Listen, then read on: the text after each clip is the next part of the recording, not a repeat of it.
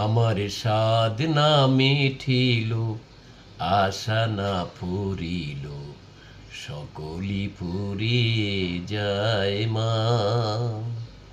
প্রিয় বন্ধুগণ, ডায়লগটা এই জন্য বললাম, গানের কলিটা।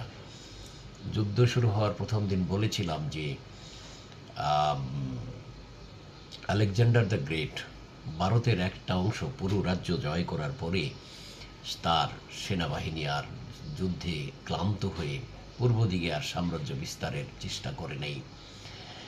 ইরানে যেদিন প্রথম যুদ্ধ শুরু হলো সেই কথাগুলো আমি এই কথাগুলো প্রথম বলেছিলাম। আজকে তো তারা ব্রিটিশকে আমি বলছিলাম যে মামাদেরকে ডাকলে মামারা দৌড়ে যায়, ভাগনাদেরকে ডাকলে ভাগনারা দৌড়ে যায়, কিন্তু আজকে তো ব্রিটিশ আর দৌড়ে আসতে চাচ্ছে না। তারা তো স্টারমার তো বারবার করে উনি ফিরিয়ে দিচ্ছেন তার প্রস্তাব। ইভেন সংসদে আলোচনা হয়েছে যে আজকে আমরা তাকে সহযোগিতা করব। মাদুরোর মতো অবস্থা যে আমাদের কালকে হবে না এটা কে জানে। আজকে পৃথিবীর বন্ধু রাষ্ট্রগুলো শঙ্কিত, তারা যেভাবে তাদের সাম্রাজ্যবাদ ডাকাতির মতো করে কায়েম করতে যাচ্ছে, কাজেই তারা আর সহযোগিতা করতে চাচ্ছে না, যুদ্ধে অংশগ্রহণ করতে চাচ্ছে না। আজকে তো ইরান নাস্তানাবুদ করে দিয়েছে।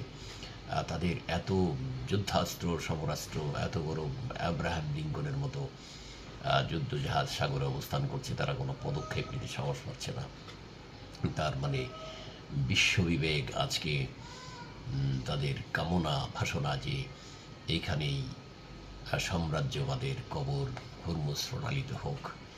এটাই আমরা যুদ্ধের অবস্থা দেখে এটাই আমাদের কাছে মনে হচ্ছে। ধন্যবাদ প্রিয় বন্ধুগণ।